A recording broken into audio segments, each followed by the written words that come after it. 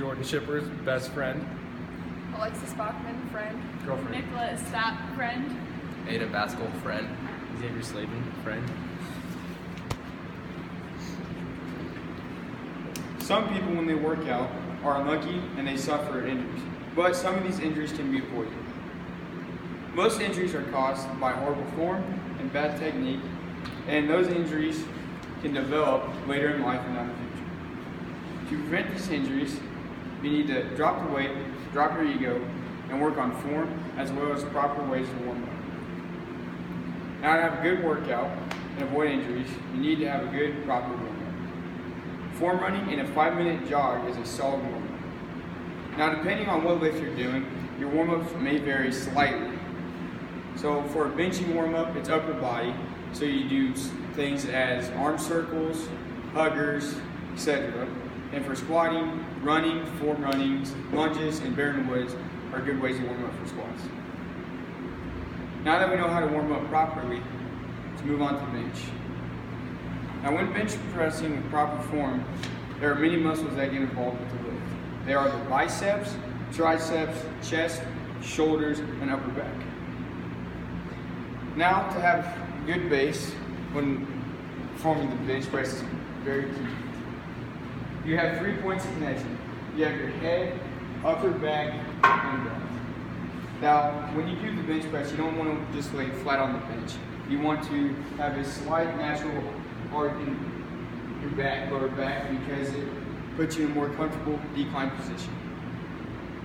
Now that we have good base, let's talk about foot placement.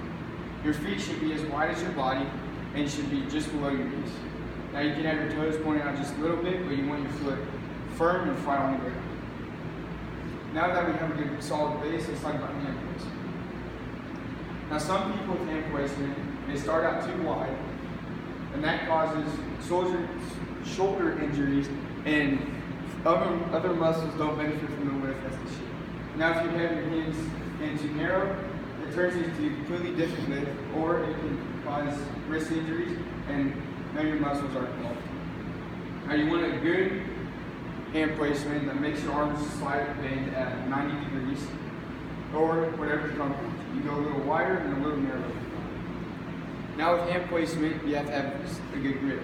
Now there's different grips for bench. There's the grip where your thumbs wrap all the way around the bar, and then there's an open grip or suicidal grip. Now it's just whatever you prefer and whatever is more comfortable for you. I prefer the open grip. Now that we have hand placement, grip, and a good solid base, let's talk about bar path. So to start, you got to unwrap the bar and move the bar slowly down to your chest, right below the nose. Now you don't want to go too close to your neck because you can hurt yourself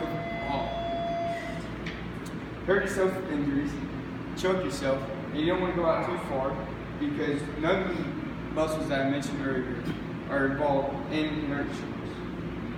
So you want to go right here, right below the pec, and when you press up, you want to keep your butt on the bench, keep the 3 points touching, keep your feet flat, and drive up.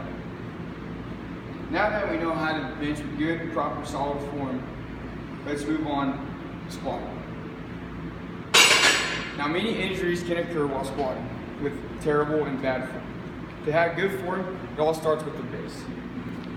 To have good base, you want your feet sort of width apart, and you can have your toes pointed out slightly, but you don't want your toes pointed in because your knees go in when you squat down. Now, from the base, let's go to the hand placement. You can have wide hand placement, close hand placement, whatever you prefer and whatever's comfortable. Now let's go on to unwrapping the bar. To unwrap the bar, you want your shoulders back and kind of pitch your shoulder. Now you have this muscle called the lat, and that's when you press the bar. You don't want to be pushing the bar off and keeping it off because that's not good form. You want either resting or kind of pulling the bar down onto the upper. Now when full squat, you unwrap it, and now you have to have good depth.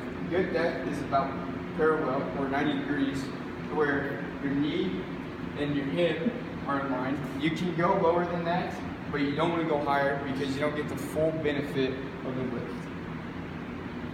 And when you go down and drive up, you gotta have your head up, chest up, and weight on your heels. You don't want to be leaning forward on your toes because your head comes down, your chest comes down, and that can cause lower back problems when you get older.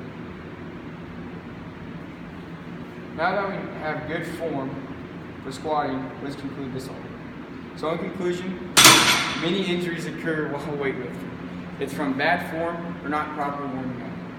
When benching, you gotta have 3 points on the bench: your head, upper back, and lower back. You gotta keep your feet firmly placed on the floor, and you gotta have a nice natural arc in your back.